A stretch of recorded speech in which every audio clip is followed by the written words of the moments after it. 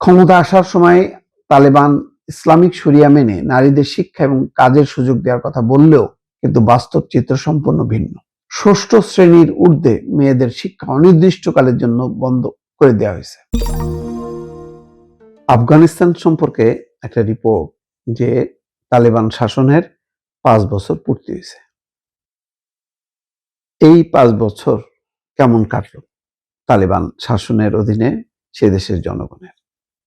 তাতে দুইটা চিত্র আছে, একদিকে স্বস্তি আর একদিকে সংকট। স্বস্তি হলো এই যে এই সময়ের মধ্যে আভ্যন্তরীণভাবে কোনো যুদ্ধ বিগ্রহ হয়নি। যদিও পাকিস্তানের সাথে একটা যুদ্ধ পরিস্থিতি আছে, পাকিস্তান মাঝে মধ্যে হামলা চালায়, আফগানিস্তানও পাল্টা হামলা চালায়।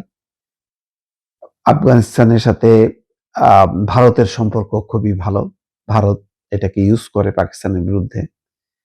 আভ্যন্তরীণভাবে আফগানিস্তান দৃশ্যত শান্ত থাকলেও এর যে শাসন ব্যবস্থা নিয়ে বিতর্ক শেষ হয়নি।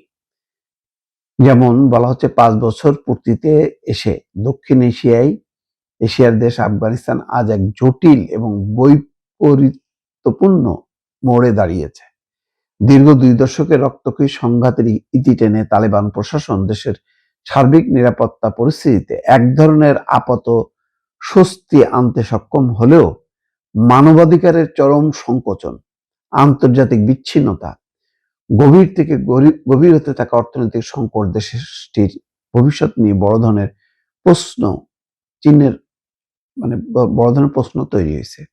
আন্তর্জাতিকভাবে কিন্তু এখনো বিচ্ছিন্ন, কারণ সেখানে মানবাধিকার নেই, গণতান্ত্রিক অধিকার নেই, নারীর অধিকার নেই। সেই কারণে পশ্চিমা দেশ, আন্তর্জাতিক বিশ্ব ধনী দেশগুলো দূরে থাকে আফগানিস্তান থেকে।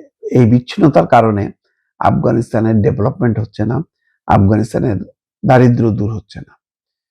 সাধারণ আফগানদের মধ্যে একদিকে যেমন সংঘাত কমার কিছুটা স্বস্তি রয়েছে, অন্যদিকে কর্মসংস্থানের তীব্র সংকট, নারীদের শিক্ষায় অব্যাহত নিষেধাজ্ঞাকে কেন্দ্র করে আফগান সমাজের রন্ধ্রে রন্ধ্রে বাড়ছে ক্ষোভ এবং হতাশা। এটা বেশি দিন টিকায় রাখতে পারবে না। আফগানিস্তানে যে ধরনের তাদের দারিদ্রতা, তাদের যেই সংকোচন নীতি, এইটা একটা যে কোনো মুহূর্তে একটা বিস্ফোরণ ঘটতে পারে। তালেবান সরকারের সবচেয়ে বড় দাবি তারা দেশকে কয়েক দশকের গৃহযুদ্ধ থেকে মুক্ত করে নিরাপত্তা এবং শান্তি প্রতিষ্ঠা করেছে। তারা জাতিসংঘের আফগানিস্তান বিষয়ক সহায়তা মিশনও স্বীকার করেছে সশস্ত্র সংঘাত কমে যাওয়ায় সাধারণ মানুষ কিছুটা হলেও স্বস্তির নিঃশ্বাস ফেলতে পারছে। তবে বিশ্লেষকদের মধ্যে এই নিরাপত্তা এসছে নাগরিকদের মৌলিক অধিকার এবং স্বাধীনতার এক বিশাল মূল্যের বিনিময়ে। তাদেরকে মূল্য দিতে হয়েছে। বিশেষ করে দেশটির অর্ধেক জনসংখ্যা নারী এবং কিশোরীরা তাদের ন্যূনতম সামাজিক এবং নাগরিক অধিকার থেকে পুরোপুরি তারা বঞ্চিত। কাবুলের 30 বছর বয়সী বাসিন্দা মোহাম্মদ কাসিমের কথায় আফগানদের এই মানসিক টানাপোড়েনের চিত্র স্পষ্ট হয়। তিনি বলেন, আল্লাহর প্রতি শুকরিয়া যে বিগত 5টা বছর শান্তিতে কেটেছে। তবে সরকারের কাছে আমাদের আকুল আবেদন হলো তরুণদের জন্য যেন কর্মসংস্থান সৃষ্টি হয় এবং শিক্ষা অর্জনে তাদের উৎসাহিত করা হয়। ক্ষমতা আসার সময় তালেবান ইসলামিক শরিয়া মেনে নারীদের শিক্ষা এবং কাজের সুযোগ দেওয়ার কথা বললেও তারা বলছিল প্রথমে যে তাদের শিক্ষা এবং কাজের সুযোগ থাকবে, কিন্তু বাস্তব চিত্র সম্পূর্ণ ভিন্ন। ষষ্ঠ শ্রেণীর ঊর্ধ্বে মেয়েদের শিক্ষা অনির্দিষ্টকালের জন্য বন্ধ করে দেওয়া হয়েছে। পরবর্তী সময় বিশ্ববিদ্যালয়গুলোতে নারী শিক্ষার্থীদের প্রবেশ পুরোপুরি বন্ধ করে দেওয়া হয়।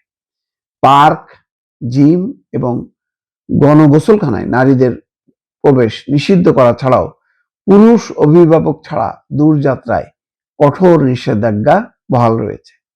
ইউনেস্কোর সর্বশেষ তথ্য অনুযায়ী আফগানিস্তানে মোট 24 লাখ কিশোরী এবং তরুণী বর্তমানে মাধ্যমিক শিক্ষা থেকে বঞ্চিত, যা বিগত বছরের তুলনায় প্রায় 2 লাখ বেশি। এছাড়া প্রাথমিক শিক্ষার বয়সীদের মধ্যে প্রায় 53% শিশু কোনো স্কুলেই যেতে পারছে না। মানে ষষ্ঠ শ্রেণী পর্যন্ত শিক্ষা অ্যালাউ করলেও 53% কোনো শিশু স্কুলেই যেতে পারে না। কাবুলের 39 বছর বয়সী নারী অধিকার কর্মী এবং উদ্যোক্তা ফাজিলা সরোস বলেন, ইসলামিক এমিরেটস যেসব কর্মকর্তা নতুন নির্দেশনা না দেওয়া পর্যন্ত স্কুল কলেজ বন্ধ রাখার ঘোষণা দিয়েছিলেন, তাদের এখন একটি স্পষ্ট এবং বাস্তবসম্মত সিদ্ধান্তে আসা উচিত। আসলে ধর্মান্ধতা আফগানিস্তানকে এগোতে দিচ্ছে না, পিছায় দিচ্ছে।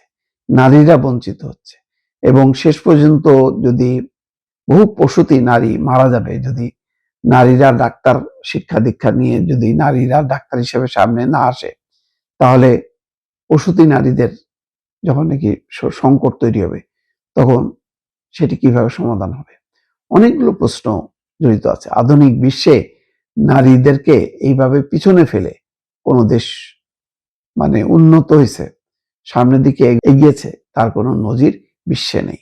আফগানিস্তান সামনের দিকে এগোচ্ছে না, পেছনের দিকে বরং হাঁটছে, যেটা ভবিষ্যতে আফগানিস্তানকে অনেক অনেক দূর পিছিয়ে দেবে।